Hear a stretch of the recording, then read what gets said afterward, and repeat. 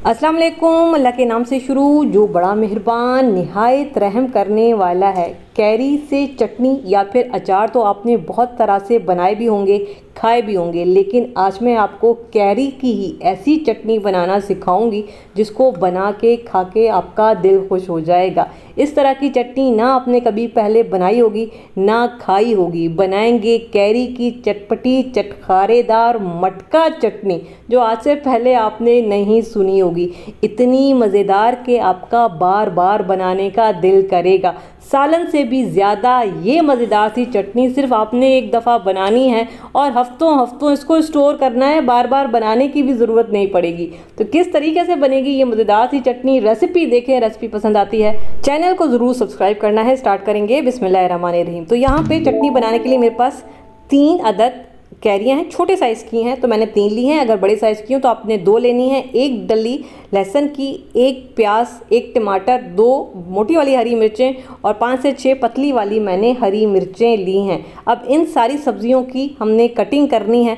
तो सबसे पहले हमने क्या करना है, कैरी को काटना है। कैरी को मैंने अच्छा सा धो के साफ़ कर लिया है और इसके बाद हमने क्या करना है, इस तरीके से हम इसको काटेंगे। इसकी जो अंदर की गुठली है इसको हम रिमूव करेंगे और इसके बाद हमने रफली इसकी कटिंग करनी है। छोटा काटें, मोटा काटें, जैसा मर्जी है काटें, बस हमने इसको इस तरीके से काट लेना है। कैरी की कटिंग हो गई है। टमाटर को भी हम इसी तरीके से काटेंगे, ठीक है। रफली ही हमने इसको काटना है। इसके अलावा मोटी वाली हरी मिर्चें मैंने 2 अदद ली थी तो इसको भी हम रफली काटेंगे। इसके अलावा प्याज एक मीडियम साइज़ का लिया है, इसको भी आप एक प्याज को 4 हिस्सों में काटें या फिर एक प्याज को 5 से 6 हिस्सों में काटें, कोई मसले वाली बात नहीं है। बस हमने इन सारी चीज़ों को पीस लेना है, तो इसीलिए सब्जियों को जैसे मर्जी है काटें, ठीक है, कोई मसले वाली बात नहीं है। और इसके अलावा मैंने आपको एक पूरी डली लहसुन की दिखाई थी तो उसमें से 5 से 6 जवे इसमें मैं डाल दूंगी सब्जियों में, और ये जो बाकी का लहसुन है ये बचा लेंगे, आगे यूज़ करेंगे। किस तरीके से करेंगे वो मैं आपको आगे चल के बताऊँगी। ये जो सब्जियाँ हैं इन सारी सब्जियों को हम डाल देंगे चॉपर में, ठीक है, और इसके बाद हमने इसको चॉप कर लेना है। तो यहाँ पे देखें ये चॉप होकर आ गया है। इसमें कुछ और चीज़ें डालेंगे हम। इसमें डालेंगे पुदीना। कैरी की चटनी में हरे धनिए का इस्तेमाल नहीं होता, सिर्फ पुदीना जाता है। इसके अलावा 1 टीस्पून साबित सफ़ेद ज़ीरा और 1 टीस्पून इसमें जाएगा नमक और 1 टीस्पून हम इसमें डालेंगे कुटी हुई लाल मिर्च। दोबारा से इसको चॉप करेंगे बिल्कुल बारीक। तो यहाँ पे देखें ये चटनी तैयार होकर आ गई है और इसको मैंने दरदरा सा पीसा है, ठीक है, बिल्कुल बारीक, हमने पेस्ट नहीं बनाना है।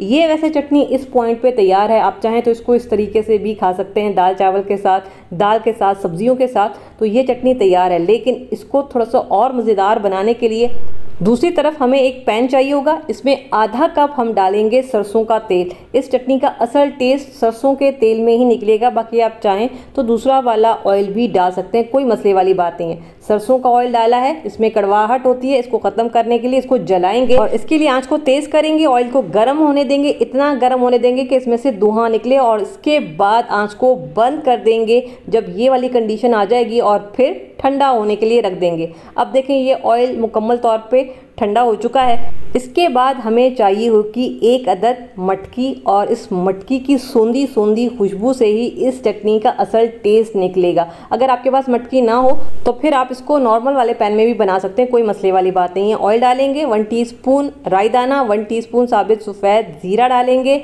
और ये 6 से 7 अदद गोल वाली सूखी वाली लाल मिर्चें डालेंगे और ये जो लहसुन हमने बचाया था शुरू में ये डाल देंगे। और अब यहाँ पे इन सारी चीज़ों को हम इतना फ्राई करेंगे कि लहसुन पे हल्का सा कलर आ जाए। 1 मिनट के लिए फ्राई करेंगे। तो यहाँ पे देखें लहसुन पे हल्का सा कलर आना स्टार्ट हो गया। इससे ज़्यादा मज़ीद कलर नहीं देंगे क्योंकि ये बाकी आगे भी पकेगा। अब हम इसमें डालेंगे पतली वाली हरी मिर्चें जो मैंने आपको शुरू में दिखाई थी। ये तकरीबन 4 से 5 अदद थी और एक हरी मिर्च को मैंने 2 हिस्सों में काटा है। और काफ़ी सारा हम इसमें डालेंगे कड़ी पत्ता। कड़ी पत्ता अगर ना हो तो आप स्किप कर सकते हैं, लेकिन कड़ी पत्ते का टेस्ट इसमें काफ़ी अच्छा आता है, लेकिन नहीं है, मजबूरी है तो कोई बात नहीं, आप स्किप कर दें। तो यहाँ पे देखें लहसुन पे मज़ीद कलर आ गया है और ये जो कड़ी पत्ता है ये भी चटकना स्टार्ट हो गया है। इसके बाद हम इसमें कैरी की चटनी डाल देंगे जो हमने सबसे पहले तैयार की थी। ठीक है, मेरे पास जितनी भी चटनी तैयार मैंने की थी वो सारी की सारी ही जाएगी। मैंने इसी हिसाब से मटकी के हिसाब से तैयार की थी। और अब हम क्या करेंगे, इसको अच्छा सा मिक्स करेंगे, क्योंकि नीचे तड़का है, ऐसा ना हो कि वह तड़का जल जाए। तो हमने इसको अच्छा सा मिक्स करना है ताकि सारी चीज़ें ऊपर नीचे हो जाएं। और इसके बाद हम इसमें कुछ और चीज़ें डालेंगे। 1 टीस्पून हम कुटा हुआ सौंफ और 1 टीस्पून इसमें मज़ीद नमक जाएगा। चटनी है, थोड़ा सा नमक इसमें ज़्यादा ही जाएगा। और हाफ टीस्पून इसमें जाएगी कलौंजी और 1 टीस्पून कश्मीरी लाल मिर्च डालेंगे। कश्मीरी लाल मिर्च तीखी नहीं होती, लेकिन इससे कलर अच्छा हो जाता है। अगर कश्मीरी लाल मिर्च ना हो तो आप स्किप कर सकते हैं, क्योंकि बाकी हमने काफ़ी सारी मिर्चें इसमें डाली हैं, तो मिर्चें डालने की ज़रूरत नहीं है, हमने सिर्फ कलर के लिए डाली हैं। अब हमने अच्छा सा इसको मिक्स करना है। देखिए कैरी है ना, कैरी में से पानी निकलेगा, प्याज में से पानी निकलेगा। तो अब हमने इस पानी को ड्राई करना है, क्योंकि जब तक इसमें पानी होगा तो आप इस कैरी की चटनी को लंबे टाइम के लिए स्टोर नहीं कर सकते हैं।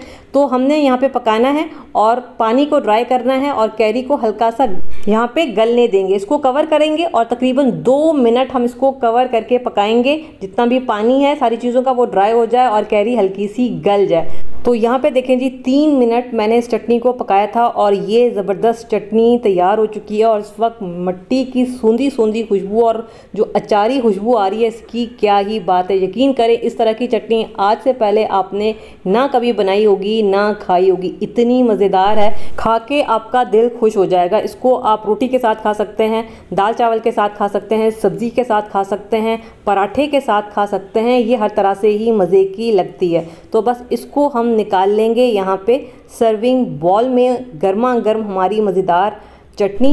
देखें, किसी भी चटनी को, अचार को स्टोर करने के लिए इसमें ऑयल थोड़ा सा ज़्यादा यूज़ होता है, ताकि जो चटनी है वो लंबे टाइम के लिए चले और ख़राब ना हो। तभी हमने इसमें तड़का लगाया है, ताकि ये चटनी आप हफ्ता 2 हफ्ता आराम से चला सकें, ये बिल्कुल भी ख़राब ना हो। अब यहाँ पे हम इसको टेस्ट करेंगे। चाहे तो आप इसको रोटी के साथ खाएं, चाहें तो आप इसको चावल के साथ खाएं, चाहें तो आप इसको पराठे के साथ खाएं।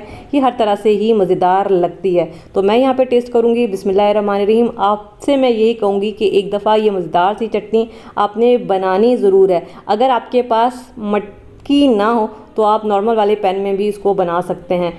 तो ये जी ज़बरदस्त चटनी आप बनाएं और इसको स्टोर करें। इसको स्टोर करने का तरीका भी मैं आपको बता देती हूँ। कोई भी एयर टाइट बॉक्स आपने लेना है, इसको आपने कवर करना है और इसको आप फ्रिज में रख दें। ये महीना भर ख़राब नहीं होगी। बस इसमें पानी नहीं जाना चाहिए, गंदा चम्मच आप ना डालें और जब भी इसको यूज़ करें साफ़ सुथरा चम्मच डालें, तो ये ख़राब नहीं होगी। तो बनाइएगा ज़रूर और मुझे ज़रूर बताइएगा कि कैसी बनी।